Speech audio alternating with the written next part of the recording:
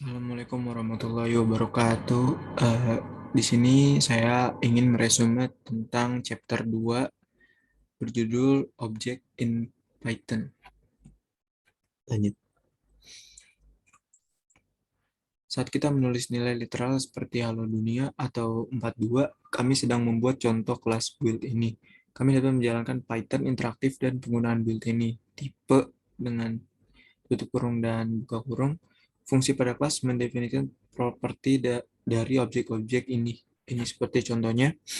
Lalu, inti dari pemrograman berorientasi objek adalah untuk memecahkan masalah melalui interaksi dari objek.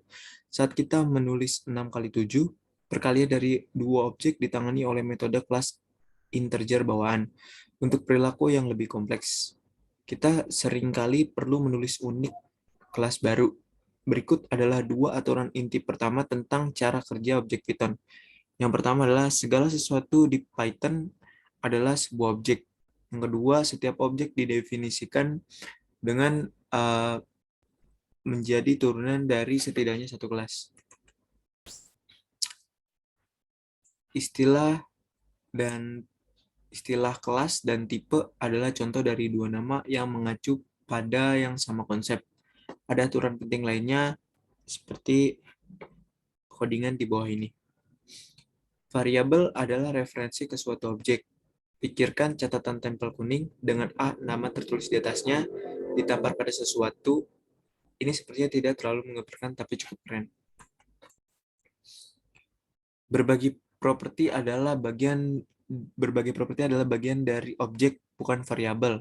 Ketika kami memeriksa jenis variabel dengan tipe buka kurung dan tutup kurung, kita melihat jenis objek variabel saat ini referensi.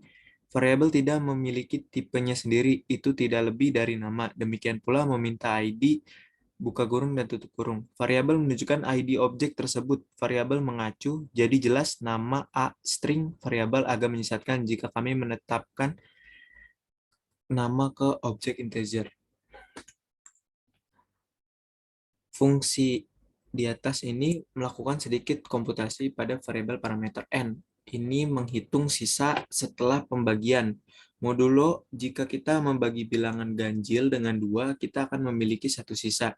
Jika kita membagi bilangan genap dengan 2, kita akan memiliki 0 yang tersisa ini. Fungsi mengembalikan nilai sebenarnya untuk semua bilangan ganjil.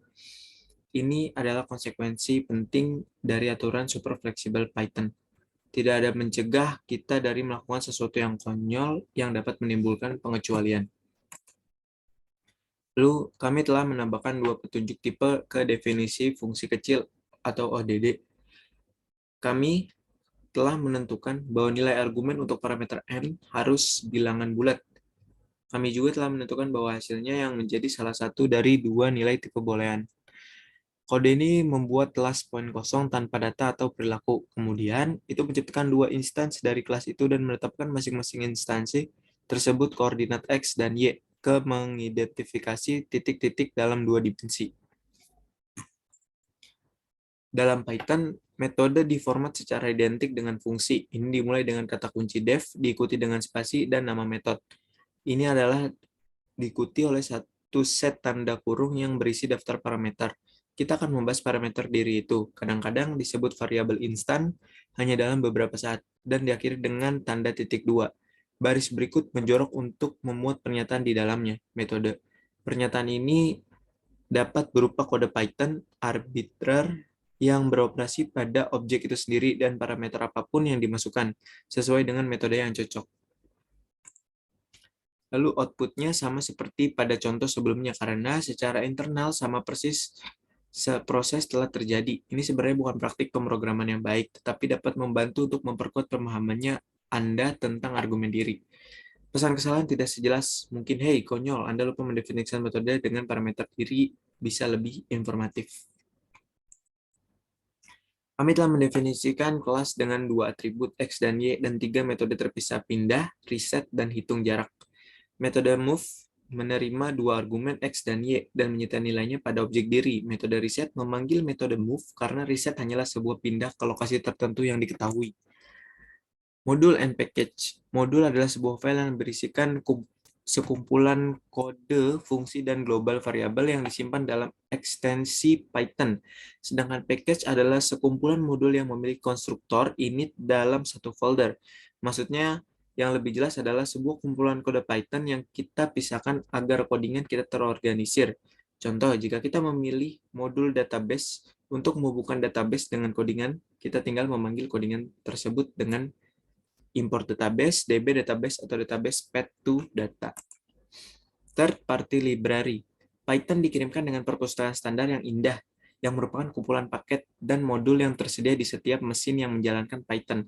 Namun, Anda akan segera menemukan bahwa itu tidak berisi semua yang Anda butuhkan. Ketika ini terjadi, Anda memiliki dua pilihan. Yang pertama adalah tulis sendiri paket pendukung, yang kedua adalah gunakan kode orang lain. Terima kasih telah mendengarkan resume dari saya. Kurang lebihnya mohon maaf. Wabillahi taufiq wal hidayah. Wassalamualaikum warahmatullahi wabarakatuh.